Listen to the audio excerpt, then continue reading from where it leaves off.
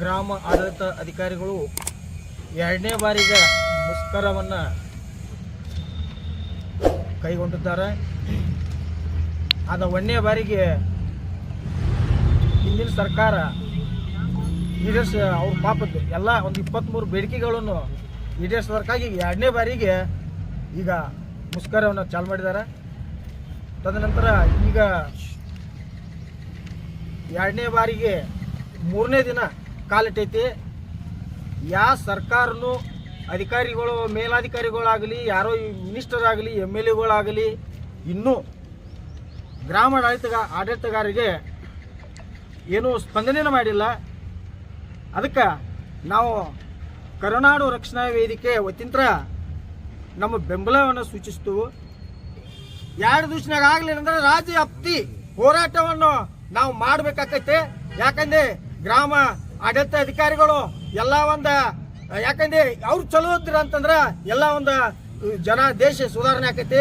ಅದಕ್ಕೆ ಆ ಹಳ್ಳಿ ಸುಧಾರಣೆ ಆತಂದ್ರ ತಾಲೂಕು ಸುಧಾರಣೆ ಆಕೈತಿ, ತಾಲೂಕು ಸುಧಾರಣೆ ಆತಂದ್ರ ಜಿಲ್ಲಾ ಸುಧಾರಣೆ ಆಕೈತಿ, ಜಿಲ್ಲಾ ಸುಧಾರಣೆ ಆತ ರಾಜ್ಯ ಸುಧಾರಣೆ ಆಕೈತಿ. ಅದಕ್ಕೆ ಇವತ್ತ ಏನ್ಲ ಇವು ಬಿಟ್ಟಿ ಭಾಗ್ಯಗಳನ್ನು ಏನು ಕೊಡಾತಿರಲ್ಲ, ಬಿಟ್ಟಿ ಭಾಗ್ಯಗಳಿಗೆ ಯಾರು ಕೇಳಿಲ್ಲ. ಸುಳ್ಳು ಇಂತ ಪಾಪ ನಿಷ್ಠಾವಂತ ಅಧಿಕಾರಿಗಳಿಗೆ ಒಂದು ಎಲ್ಲ ಬೇಡಿಕೆಗಳನ್ನ ನೀವು ಈಡೇರಿಸ್ರ ಅವರು. ಯಾಕಂದ್ರೆ ರೈತರ ಬೆನ್ನೆಲುಬು, ಯಾಕಂದ್ರೆ ರೈತರ ದೇಶಕ್ಕೆ ಬೆನ್ನೆಲುಬು, ರೈತರಿಗೆ ಇವರು ನಮ್ಮ ಗ್ರಾಮ ಆಡಳಿತಗಾರ ಬೆನ್ನೆಲುಬು.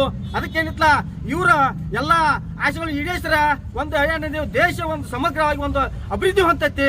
ಯಾಕಂದ್ರೆ ನಮ್ಮ ಹಳ್ಳಿ ಒಂದು ಅಭಿವೃದ್ಧಿ ಹೊಂದಂದ್ರ ಒಂದು ದೇಶ ಒಂದು ಅಭಿವೃದ್ಧಿ ಹೊಂದಿದಂಗ. ಅದಕ್ಕೆ ದಯವಿಟ್ಟು ಮಾನ್ಯ ಕೃಷಿ ಸಚಿವರೇ, ಮಾನ್ಯ CM ಸಾಹೇಬ್ರೆ, ಮಾನ್ಯ DK ಸಾಹೇಬ್ರೆ, ನಿಮಗೆ ನಾವು ಕರುನಾಡು ರಕ್ಷಣಾ ವೇದಿಕೆ ಅಂದ್ರ ಬೇಡಿಕೊಳ್ಳೋದಂತಂದ್ರ ಈಗೇನಿತ್ಲ ನಮ್ಮ ಗ್ರಾಮ ಆಡಳಿತ ಅಧಿಕಾರಿಗಳ 23 ಬೇಡಿಕೆಗಳನ್ನು ಈಡೇರಿಸಬೇಕಂತಂದು ನಾವು ವಿನಂತಿ ಮಾಡಿ ಬೇಡಿಕೊಳ್ತೇವೆ. ಅದಕ್ಕೆ ಈಗ ನಾವು ಒಂದು 2 ದಿವಸ ಗಡುವು ಕೊಡ್ತು. 2 ದಿವಸ ಒಳಗಾಗಿ ಒಂದು ಏನು ಸ್ಪಂದನೆ ಮಾಡಲಿಲ್ಲ ಅಂದ್ರ, ಯಾಕಂದ್ರೆ ರಾಜ್ಯ ವ್ಯಾಪ್ತಿ ಮಾಡಾಕ್ತಾರೆ ಎಲ್ಲ ಪಾಪ ಹೋರಾಟ. ರಾಜ್ಯ ವ್ಯಾಪ್ತಿ ಮಾಡೋ ನಿಮಗೆ ಕಣ್ಣಿಗೆ ಕಾಣಿಸುವತ್ತ ಕೃಷ್ಣ ಬೈರೇಗೌಡ್ರಿ, ಕಣ್ಣಿಗೆ ಕಾಣಿಸ್ತಾ ಇಲ್ಲ ನಿಮ್ಗೆ. ಯಾಕೆ ನಿಮ್ಗೆ ಒಂದು ನೌಕರ ಅಂದ್ರೆ ನಿಮ್ಗೆ ಏನೇ ಕೀಳು ಮಟ್ಟನ ತಿಳಿಯುತ್ತಿದ್ದಲ್ಲ. ನಿಮ್ಗೆ ಒಂದು ಮಿನಿಸ್ಟರ್ ಆಗಿ ಒಂದು ಇಂಥ ಒಂದು ಪಾಪ ಏನೋ ಒಂದು ಅವ್ರೇನು ತಮ್ಮ ಇದಕ್ಕೆ ಬೇಡ್ಕೊಳ್ತಿಲ್ಲ, ಏನೋ ಒಂದು ರೈತರ ಒಂದು ಅನುಕೂಲಕ್ಕಾಗಿ ಒಂದು ಇದನ್ನ ಮಾಡಾಕ್ತಾರ ಅಂತ ನೀವು ಇದನ್ನ ಕೊಡ್ಲಿಲ್ಲ ಅಂದ್ರೆ ಈಡೇರಿಸಲಿಲ್ಲ ಅಂದ್ರ ನೀವು ಇದ್ದೂ ಇಲ್ಲದಂಗ. ಅದಕ್ಕೆ ದಯವಿಟ್ಟು ನಾವು ಕರ್ನಾಟಕ ರಕ್ಷಣಾ ವೇದಿಕೆ ಅಂದ್ರ ನಾವು ಬೆಂಬಲ ಸೂಚಿಸಿ ಇವರಿಗೆ ಮುಂದಿನ ದಿನಮಾನದಲ್ಲಿ 2 ದಿವಸ ನಾವು ಗಡುವು ಕೊಡ್ತು. 2 ದಿವಸ ಒಳಗಾಗಿ ರಾಜ್ಯ ವ್ಯಾಪ್ತಿ ಹೋರಾಟ ಮಾಡಾಕ್ತಾರ. ಅದಕ್ಕೆ ಕಣ್ಣಿ ಕಾಣಲ್ಲ ರೈತರಿಗೆ ಎಷ್ಟು ತೊಂದರೆ ಆಗತ್ತೈತಿ. ಈಗ ನೀವು ಕಣ್ಣಿಗೆ 2 ದಿವಸ 3 ದಿವಸ ಅಂದ್ರೆ ಅಲ್ದಾಡ್ಬೇಕು. ಇವ್ರದ್ದು ಬೇಡಿಕೆ ಈಡೇರಿಸ್ತಾರ, ಇವ್ರು ಆಫೀಸ್ನಾಗ ಆನ್ ಸ್ಪಾಟ್ ಸಿಗ್ತಾರೋ, ಕೆಲಸಗಳು ಆಗ್ತಾವ. ರೈತರು ಈಗ ಇವ್ರು ಮುಷ್ಕರ ಕೂತ್ರ ಅಂತಂದ್ರ ಇವ್ರಿಗೆ ರೈತರ ಪಾಪ ಓಡಾಡ್ಬೇಕಾಗತಿ. ಅದಕ್ಕೆ ದಯವಿಟ್ಟು ಸರ್ಕಾರಕ್ಕೆ ಬೇಡಿಕೊಳ್ಳೋದು ಅಂತಂದ್ರ ಈಗ ಇವರ ಈ ಬೇಡಿಕೆಗಳನ್ನು ದಯವಿಟ್ಟು ಈಡೇರಿಸಬೇಕಂತೇಳಿ ನಾವು ಒಂದು ಕರ್ನಾಟಕ ರಕ್ಷಣಾ ವಿನಂತಿ ಮಾಡ್ಕೋತಾ ಒಂದು 2 ಮಾತು ಮುಗಿಸ್ತೀವಿ. ಈಗ ಫಸ್ಟ್ ನಾವು ಮನವಿ ಮಾಡಿ ತಹಶೀಲ್ದಾರ್ ಮುಖಾಂತರ, ಆಮೇಲೆ ಒಂದು 2 ದಿವಸ ಬಿಟ್ಟು DC ಮುಖಾಂತರ ಒಂದು ಮನವಿ ಮಾಡ್ತು.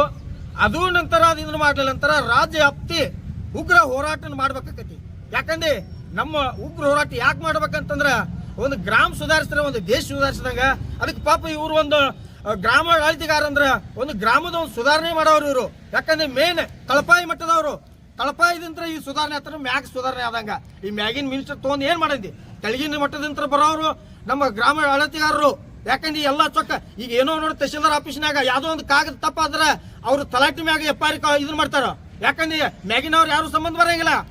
ಕಳೆದಂತರ ಪಾಪ ಇವ್ರು ಒಂದು ಕಾಗದ ತಯಾರು ಮಾಡಿಕೊಟ್ರೆ ಆ ಮ್ಯಾಗಿನವ್ರು ಏನೂ ಇದು ಮಾಡಂಗಿಲ್ಲ. ಇವ್ರೇ ಕ್ರಮ ತಗೋತಾರ ಪ್ರತಿಯೊಂದು. ಯಾಕಂದ್ರೆ ಪಾಪ ಇವರು ಒಂದು ಬಲಿಪಶು ಆಗತ್ತಾರ. ಅದಕ್ಕೆ ದಯವಿಟ್ಟು ಕೆಲವೊಂದು ಅವು ನಿಯಮಗಳನ್ನು ಚೇಂಜ್ ಮಾಡ್ರಿ. ಯಾಕಂದ್ರೆ ಅವು ಮತ್ತೆ ಇನ್ನೊಂದು ಪಾಪ ಕೆಲಸ ಬಹಳ ಆಗತ್ತದ. ಇವೆಲ್ಲ ಏನೈತಿ ಕೆಲವೊಂದು ಬೆಳೆ ಸಮೀಕ್ಷೆ ಏನೈತಲ್ಲ ಅದನ್ನ ತೋಟಗಾರಿಕೆ ಇಲಾಖೆ ಅವ್ರಿಗೆ ಹಿಂಗೆಲ್ಲ ಕೊಡ್ರಿ. ಮತ್ತೆ ಯಾಕಂದ್ರೆ ಒಂದು ಹಗರ್ ಮಾಡ್ರಿ ಅವ್ರಿಗೆ ಕೆಲಸ. ಯಾಕಂದ್ರೆ ಸಾಕಷ್ಟು ಪಾಪ ವಜನಾಗೈತಿ ಕೆಲಸ. ಅದಕ್ಕೆ ದಯವಿಟ್ಟು ಇದನ್ನೂ ಒಂದು ನಾವು ಮನವಿ ಮಾಡ್ಕೋತ ಸರ್ಕಾರಕ್ಕೆ. ಬಾಲಚಂದ್ರ ಬಾಳಪ್ಪ ಬನ್ನಿ, ಕರುನಾಡು ರಕ್ಷಣಾ ವೇದಿಕೆ ಕಾರ್ಮಿಕ ಘಟಕ ರಾಜ್ಯಾಧ್ಯಕ್ಷರು. ಏನು ಕರ್ನಾಟಕ ರಾಜ್ಯಾದ್ಯಂತ ಇವತ್ತು ಗ್ರಾಮ ಆಡಳಿತಾಧಿಕಾರಿಗಳು 2ನೇ ಹಂತದ ಹಲವಾರು ವಿವಿಧ ಬೇಡಿಕೆಗಳ ಈಡೇರಿಕೆಗಾಗಿ ಇವತ್ತು ಅನಿಷ್ಟವಾದಿ ಮುಷ್ಕರವನ್ನು ರಾಜ್ಯ ವ್ಯಾಪ್ತಿ ಹಮ್ಮಿಕೊಟ್ಟಿದ್ದಾರೆ. ಇವತ್ತು ನಮ್ಮ ಕರುನಾಡ ರಕ್ಷಣಾ ವೇದಿಕೆ ಸಂಘಟನೆ ವತಿಯಿಂದ ರಾಜ್ಯಾದ್ಯಂತ ಹೋರಾಟಕ್ಕೆ ನಮ್ಮ ಕರ್ನಾಟಕ ರಕ್ಷಣಾ ವೇದಿಕೆ ಸಂಘಟನೆ ವತಿಯಿಂದ ಸಂಪೂರ್ಣವಾದ ಬೆಂಬಲವನ್ನು ಇವತ್ತು ನಾವು ವ್ಯಕ್ತಪಡಿಸ್ತಾ ಇದ್ದೀವಿ. ಮಾನ್ಯ ಸರ್ಕಾರವು ಕೂಡ ಕೂಡಲೇ ಎಚ್ಚೆತ್ತುಕೊಂಡು ಮಾನ್ಯ ಮುಖ್ಯಮಂತ್ರಿಗಳು ಹಾಗೂ ಕಂದಾಯ ಸಚಿವರು ಕೂಡಲೇ ಸಕಾರಾತ್ಮಕವಾದಂಥ ಒಂದು ಸಭೆಯನ್ನು ನಡೆಸಿ ಕೂಡಲೇ ನಿರ್ಣಯವನ್ನು ಕೈಗೊಂಡು ಏನು ಇವತ್ತು ರಾಜ್ಯ ವ್ಯಾಪ್ತಿಯೊಳಗೆ ಮುಷ್ಕರವನ್ನು ಹಮ್ಮಿಕೊಂಡಿದ್ದಾರೆ, ಹಲವಾರು ಸಮಸ್ಯೆಗಳನ್ನು ಕೂಡಲೇ ಬಗೆಹರಿಸಿ ಈಡೇರಿಸಬೇಕಂತೇಳಿ ಕರ್ನಾಟಕ ರಕ್ಷಣಾ ವೇದಿಕೆ ಸಂಘಟನೆ ವತಿಯಿಂದ ನಾವು ಆಗ್ರಹಪಡಿಸ್ತು.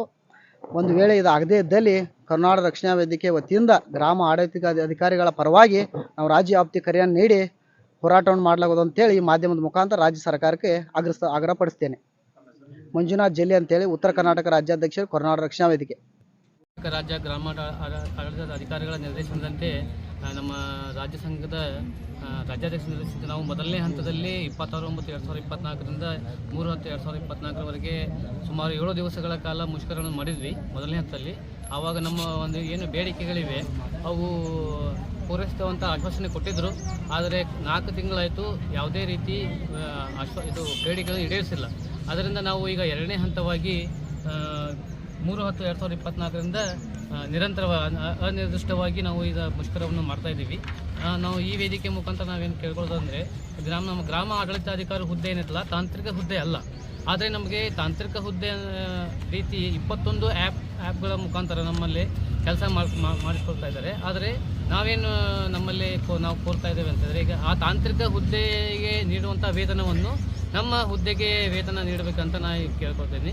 ಆಮೇಲೆ ಸುಮಾರು 25ರಿಂದ 30 ವರ್ಷಗಳವರೆಗೆ ಒಂದೇ ಹುದ್ದೆಯಲ್ಲಿ ನಿರಂತರವಾಗಿ ಕೆಲಸ ಮಾಡ್ತಾ ಇದ್ದೀವಿ.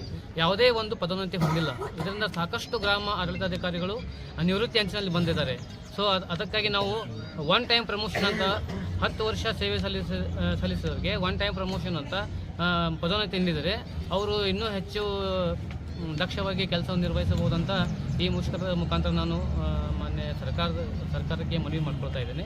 ಹಾಗೂ ಘಟಕೀಯ ವರ್ಗಾವಣೆ ಅಂದರೆ ಒಂದು ಜಿಲ್ಲೆಯಿಂದ ಇನ್ನೊಂದು ಜಿಲ್ಲೆಗೆ ವರ್ಗಾವಣೆ ಅದನ್ನು ಹಿಂತೆಗೆದು ಸುಮಾರು ಗ್ರಾಮ ಆಡಳಿತಾಧಿಕಾರಿಗಳಿಗೆ ತೊಂದರೆ ಅನುಭವಿಸ್ತಾ ಇದ್ದಾರೆ. ಯಾಕೆಂದರೆ ಅವರು ಪಾಲಕರು ಈಗ ವಯಸ್ಸಾದ ಪಾಲಕರಿದ್ದಾರೆ, ಅವರಿಗೆ ಪಾಲನೆ ಪೋಷಣೆ ಮಾಡೋಕ್ಕಾಗ್ತಾಯಿಲ್ಲ. ಎಷ್ಟೋ ಪತಿ ಪತ್ನಿ ಪ್ರಕರಣಗಳಿವೆ, ಅವು ಸಂಸಾರದ ಈ ಥರ ತೊಂದರೆಗಳು ಅನುಭವಿಸ್ತಾ ಇದ್ದಾರೆ. ಸೊ ಅದಕ್ಕಾಗಿ ರೂಲ್ 16A ಮರುಸ್ಥಾಪಿಸಿ ಘಟಕೀಯ ವರ್ಗಾವಣೆ ಮಾಡಲಿಕ್ಕೆ ಅನುಕೂಲ ಮಾಡಿಕೊಡ್ಬೇಕಂತ ಈ ವೇದಿಕೆ ಮುಖಾಂತರ ನಾನು ಕೇಳ್ಕೊಳ್ತಾ ಇದ್ದೇನೆ. ಹಾಗೂ ಆಧಾರ್ ಸೀಡಿಂಗ್ ಅಂತ ಬರ್ತಿದೆ ಬರಣಿಯಲ್ಲಿ. ಅದು ನಾವು ಈಗ ಪ್ರತಿಶತ 90 ಮಾಡಿದ್ರೂ ಅದಕ್ಕೆ ಮೇಲಾಧಿಕಾರಿಗಳು ಯಾವುದೇ ರೀತಿ ಏನಾದರೂ ಸ್ಯಾಟಿಸ್ಫ್ಯಾಕ್ಷನ್ ಇಲ್ಲದೆ ಇನ್ನೂ ಹೆಚ್ಚಿಗೆ ಮಾಡಿರಿ ಅಂತ ಪ್ರೆಷರ್ ಮಾಡ್ತಾ ಇದ್ದಾರೆ. ಸೊ ಅದಕ್ಕಾಗಿ ನಮಗೆ ಹೌದು ಊರಲ್ಲಿ ಇರೋದಿಲ್ಲ ಕೆಲವೊಂದು ರೈತರು. ಆಮೇಲೆ ಕೆಲವೊಂದು ರೈತರು ಮರಣ ಹೊಂದಿದ್ದಾರೆ.